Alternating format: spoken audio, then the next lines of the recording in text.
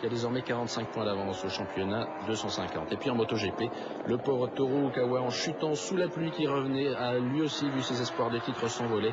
On a eu là aussi une course de dingue en MotoGP, avec bien sûr Valentino Rossi aux avant-postes. Ici, il se bagarre avec Kenny Roberts.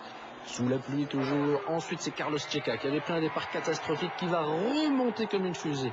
Il passe Rossi, il prend la tête et quelques mètres plus loin, simplement quelques secondes après, patatras, c'est fini pour le malheureux Carlos Checa. Regardez la glisse de Valentino Rossi, qui est donc champion du monde à 23 ans, après avoir été champion en 125, en 2,5 et en 500. C'est le premier titre en MotoGP donc pour Valentino Rossi, et ça méritait bien un hommage signé là encore Laurent Coric.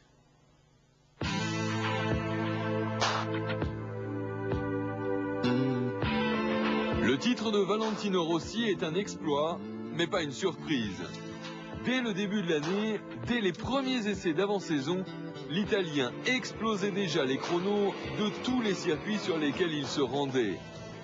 Et pourtant, lors de son premier contact avec la toute nouvelle Honda 4 temps qu'il pilote, Rossi n'était pas totalement satisfait de sa moto.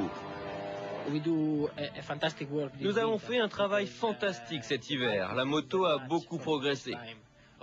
La première fois, le potentiel n'était pas trop mal, mais il y avait de gros problèmes.